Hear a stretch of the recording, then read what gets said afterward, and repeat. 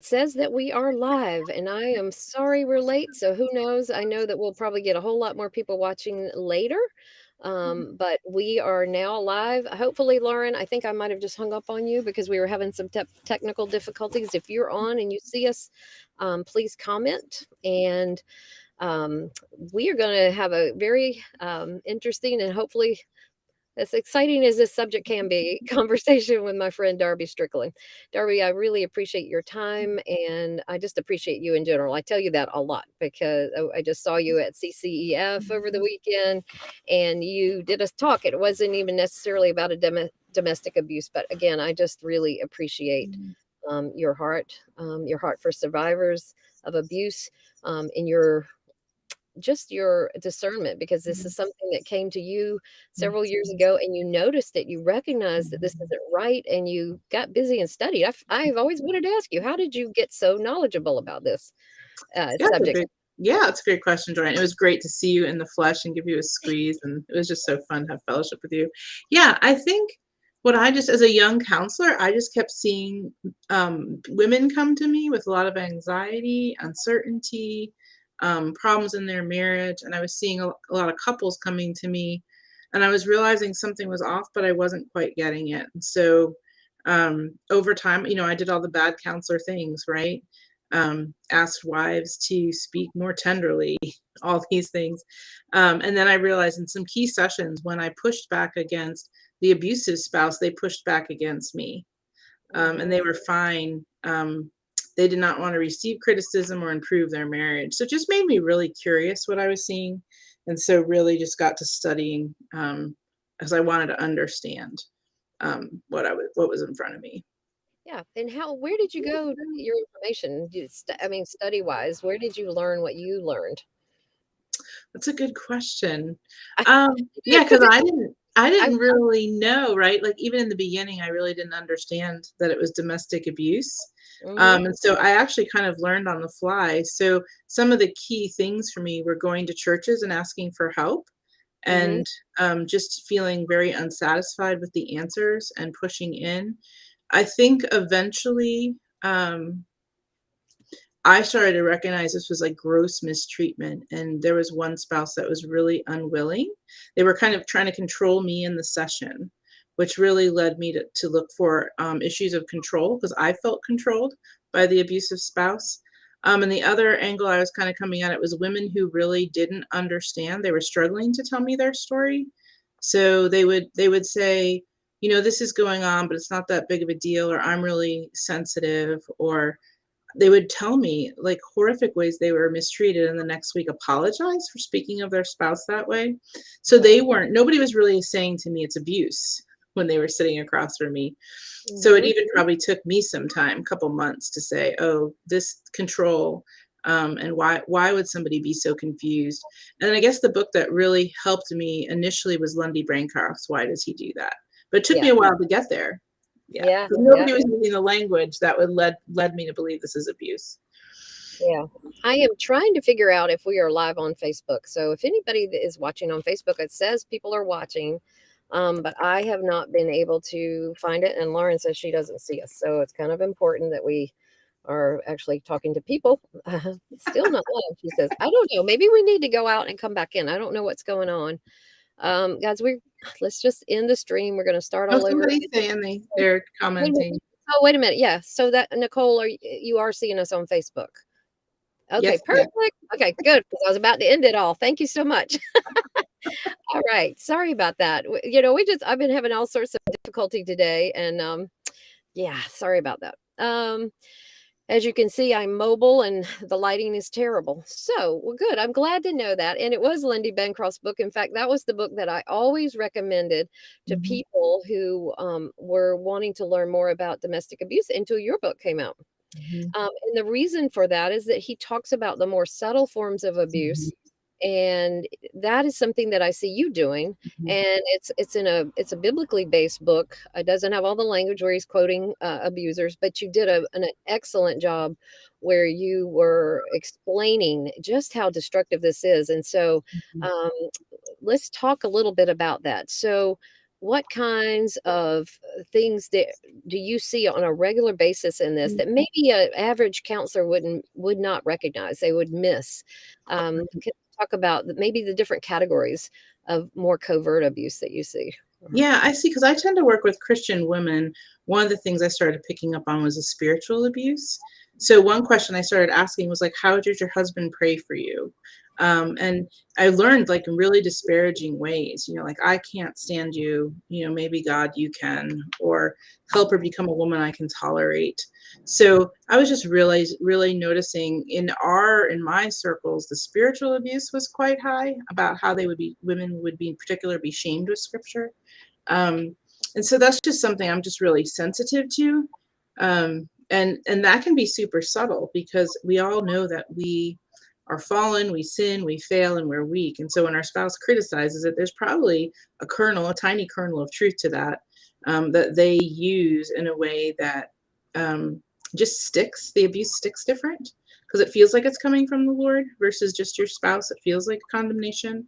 Mhm. And so that's been something that in particular. Again, with Christian women, I tend to see less physical violence or maybe one instance of physical violence early on in the marriage. But I would say about 70% of the women I work with are sexually abused, which I would say is actually a form of physical violence um, in the marriage. And so I think just in the Christian circles that I'm in, those are the patterns that I have found to be more prevalent. And I've learned to ask about this sexual abuse. And oftentimes it isn't for a year or 2 years into counseling that a woman pieces together, oh, this was not a normal sexual relationship. Oh, this was not a normal desire of a man. Yeah. Right.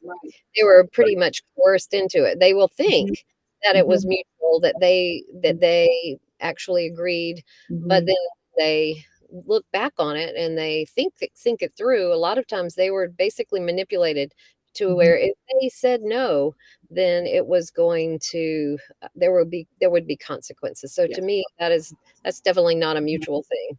No, And so no. I do appreciate that, Yeah. that you actually write a lot on that, Mhm, and so, that was something too that, again, I have just been really shocked. My ex-husband was not as, mhm, overt, he was a little bit more overt, at least the further we went in the relationship, and we do know that domestic abuse is progressive over time, and so it just got worse and worse over the years, and so, anyhow, it's just been shocking to me that to find that Christian men do some of the things that they do, or people mhm. who call themselves Yeah. Christians do so many of the things that they do, and they do it in the name of the Lord, and so that will end up damaging a woman's faith. Yeah. So, Yeah. um, Yeah. spiritual abuse. How about, let's say if somebody has no idea, they're looking at, maybe they're working with a friend or they're talking to a friend, or maybe they're going through it themselves. They have a Mhm. very confusing relationship. What are Yeah. some of the telltale signs that it's more than just a marital problem and it's abuse? Yeah, I think one of the things as people helpers and friends, we tend to think of when we think of marital conflict is we're always trying to resolve the conflict between the two people, whether it's a budgeting issue, a parenting issue. And so we talk a lot about, well, what are your differences and how are we going to resolve the differences and help me understand the problem? But we don't do a lot of drawing out, well, what does the argument look like? Right. And Mm, so even like for a victim, it's okay to have a difference of opinion with your spouse, right? It's okay that he differs from you, but like, is he mocking you, rolling his eyes, cornering you, lecturing you? Is how does that argument take place? Are you afraid? Are you afraid to disagree? Do you know, like, if you speak up, you're going to have an hour conversation before you can move on to the next thing? And so I think it's what happens when there's a disagreement or a difference of opinion. I always like when I'm training my students, I was like, you want the screenplay. What does it look like? As a victim, what does it feel like my husband and I disagree with him on something, whether it's loading a dishwasher or we have to buy a new car now, we can have a difference of opinion, but I'm not afraid to tell him, this is what I'm thinking and that's making me uncomfortable, and have you thought about that? He knows I'm someone who's partnering with him, who's seeking to help him. But a lot of victims of domestic violence, their partner feels attacked when they're making a suggestion or they have an insight or they're giving their God-given gifts, right, to bless the family, that's seen as a threat and it's stamped down and trodden on. And I think those are some of the more subtle ways you just feel like I'm worthless. I'm annoying to my spouse. He's irritated with me. I'm afraid of his reaction. He's going to scoff at me. His reaction is actually going to be one of scoffing instead of receiving a blessing from me. Yeah, that's really good. Um, so I see this dynamic play out a lot. In fact, I just wrote a blog post this morning. I'm going to be talking about it on Friday with Lauren here. And one thing that I've noticed is that people who are what I would consider abusive are very much like the Pharisees that put Mhm. Jesus on, that actually had Jesus nailed to a cross. And they are very prideful. They can't be wrong. Mhm. They are they're insulted that Mhm. anybody would ever disagree with them. Right. And so I was reading, I think it's well in there's this the story of the publican and the Pharisee, and the publican was beating his chest saying, "Lord, have mercy on Mhm. me, a sinner." And Mhm. the Pharisee was standing there saying that, "Lord, I thank you that I'm not like this man who is such an evident sinner." That's Right. the attitude that we see Mhm. with people who are abusive. They lord it over. They Mhm. believe that they are better. Our friend Chris Moles in his book talks about they have a sense of entitlement Yep. and um, pride and entitlement. And Mhm. so, but they're so skilled at it that a lot of times it makes her feel like Mhm. she's responsible. It makes people Mhm. helpers think that she might be Mhm. responsible because Right. he's so good. They're con artists, right? Right. Well, yeah, and I often say to like victims that I talk to, there's the boomerang. That's the word I use. They bring up a complaint or a concern, or they're talking about something, and somehow their abusive spouse turns it all around on them. And so we Mhm. just started labeling them in counseling now as boomerangs. You right, and somehow now it's got you wrapped around the neck, or your pastor believing it. And it's just an amazing skill to be so deflective and to cast a narrative. And what's hard, I think, is as you're married to that person, I think the spouse it's something they actually believe. I think the abusive spouse actually believes it. And Yeah. because they believe their own, I'm entitled, you're wrong, I'm always right, right? The Lord's on my side, you're my enemy. Because they actually believe that, they're masters at convincing everyone around them that that is true. Yeah. Yeah. And sadly, again, it has horrific impacts on women and children, their women and their wives and their children. Let's talk a little bit about how that impacts women. I know you were seeing it in your counseling, and that's what made you start studying, which again, I really appreciate about you. I mean, for me, living through it, I was thinking, I just didn't understand it. I kept thinking it was a marriage problem. It's Mhm. not a marriage problem. Abuse is Mhm. not a marital problem. Yeah. But yeah, talk a little bit about that. A little bit just how I started studying, you mean? Well, or what you see, basically what the impacts that you see on women. Yeah, I Uh, think the things that stood out to me so much were the confusion. Like, mhm, there was so much uncertainty. Even women that have been separated or divorced for years still say to me, "Was it really that bad? Am I making this up? Was I just not tough enough?" So initially, I think what I would see with women was when they were in marital counseling, they were so quiet and didn't wanna speak up, and they were just, or watching women in my own church, it's like if they could take up no space in the room, and they were just their personality was so deferring, or they were like two people, right? When their spouse was present, they were much different and less free than when he was around. um, but in counseling, oftentimes it would just be women coming to me with immense confusion. I don't understand what's happening to me. Why don't I love my spouse? I'm having anxiety attacks. And literally, they would be recounting an argument or something that happened at home, and they would be so uncertain of the details and the story. And they would tell a story that just wasn't linear. So that's just something it's been impressed upon me, the amount of confusion, the amount of uncertainty of their own perception because someone else has told them what is true versus them knowing what is true and what they're experiencing.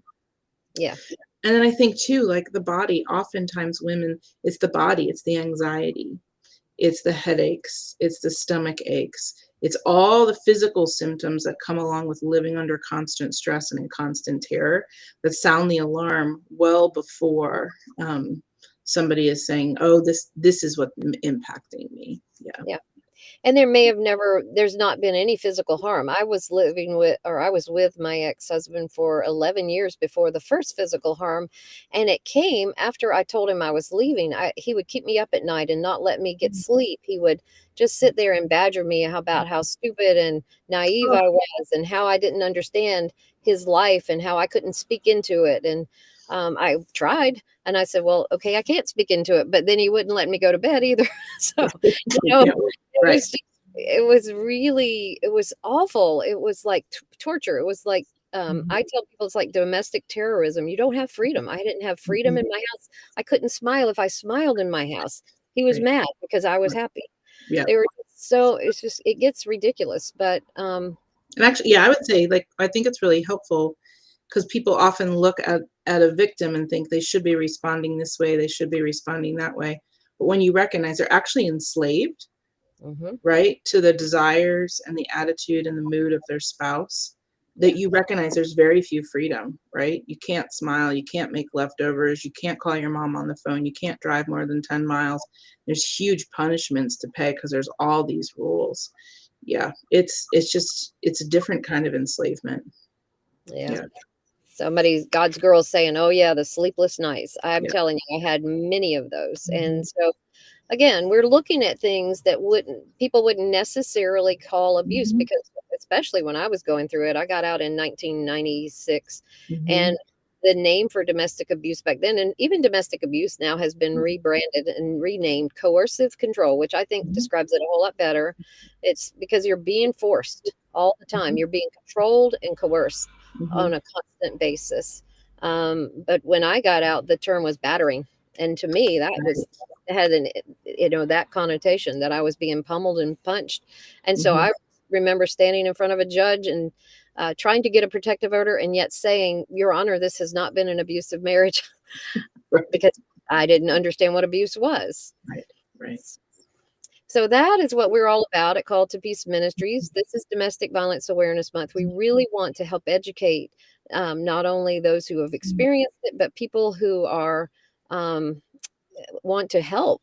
We mhm, want to help churches, pastors, mhm, counselors, anybody who has a heart to help those who have experienced depression in their homes understand it better. So we have training that we provide for churches and church leaders. We have a training called the Protect the Flock. We have advocacy for those mhm. who are experiencing it. And advocate, you function as an advocate. I was reading your book, before it got published, and Yeah, you said, I finally wrote you back and I said, you're doing way more than counseling, right? yep, But victims of abuse need that extra help. correct, right. They have to make a lot of connections to get help. They need to have their story organized. They have to have people liaisoning with their church, sometimes their friends and family to explain the dynamics. It's just too much for one person to navigate their own suffering. Yeah, for Yeah, sure. I think I talked to one of your advocates last week, I think, about a case, and she was saying that you guys have so many cases coming in, you need more advocates. It's like the amount of numbers she was telling me was staggering. yeah. Yeah. Which also means that we have to hire extra staff and we don't have the funds for it. So this happens to be also usually our largest fundraiser of the year is in October. And we would really love if you would consider donating to Call to Peace Ministries. I really meant to put a link in the chat, or I'll go back and I will edit this on Facebook.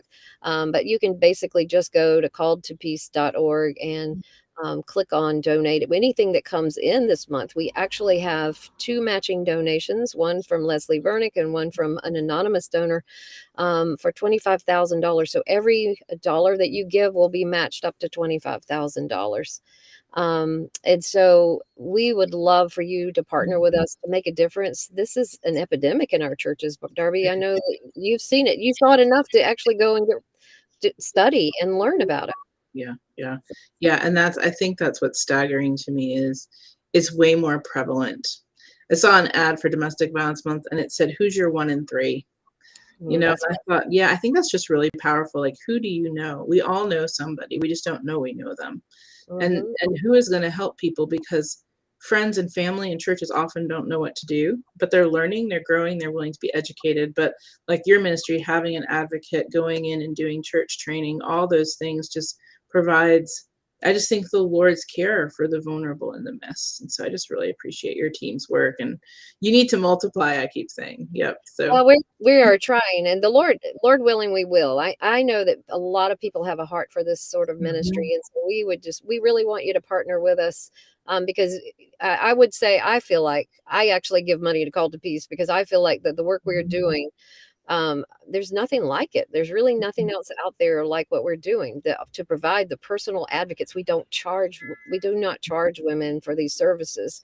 And so it costs us money to do it, but we're not going to charge. And we have retreats where we provide scholarships. We have an emergency fund where we provide for household bills. We have so many things that we're doing. And I'm personally most excited about our church partnership mhm, program because we have pastors on staff who are working as advocates and will go into churches, with survivors, talk to their pastors, help those churches and congregations eh, respond better to mhm, domestic abuse mhm, because we know it's very counterintuitive, mhm, and if we don't know the mhm. dynamics, the people who don't know those dynamics will be just as confused as the victims. Correct. Yep. As confused as I was. How do you Yep. know? I was talking to a man at CCF this weekend, and he was like, "It's like it feels like it's just both of them. She's very angry, and yes, because she's traumatized, and he's hurting her, and there's injustice, and she doesn't know how to um, say. Well, she doesn't know how to respond well, and that's part of what we Right. do. Our support Mhm, groups, we walk alongside them and mhm, help them. But anyway, we really are grateful for you and your work. I don't want to make this too long. We want to appeal to you to learn more about domestic abuse. We mhm. have a lot of ways that you can do that. I definitely highly recommend Darby's wonderful book, Is It Abuse? And I would love for you to just check us out at Call to Peace Ministries. If you want in depth training, we have a year-long program that's almost 100 hours of training, and then we will walk alongside you to help those who are experiencing abuse in their homes. Just we would encourage you to join us. And Darby, we're just appreciative of you. If you got any last words you want to say before I cut off the live stream. Yeah, I think just to be curious. So I think it's just really important, whether it's your own marriage, your own life, or your own story, or friends or congregants, don't make assumptions when you're encountering something. Just become more curious. Say, I don't really understand this. This isn't making sense. Or this just seems, when something seems off, really lean into that. I think we often want to minimize problems, but I think it's just really important with the prevalence being so high, even in our churches, that when we're seeing a chronic marriage problem or something isn't making sense, or we're seeing a dynamic in a small group that doesn't sit right with us, I think it's just really important to be curious. Yeah. Absolutely. I totally agree. Um, Look at this. Excellent book says this is God's girl. She says, Aw. I put 10 when they came out to give to churches. And she's been working as an advocate on our Mhm, team. And she says that now her church is listening. I really believe that the church mhm, can make a huge difference. yeah, We're starting to see it more and more. And, thanks to people like you, thanks to even people on my staff who are working yeah, through the church partnership team and advocacy. So yeah, we can make a difference, and mhm, we're so grateful for those who are coming alongside those who are oppressed. mhm, We would love for you to join us at Call to Peace.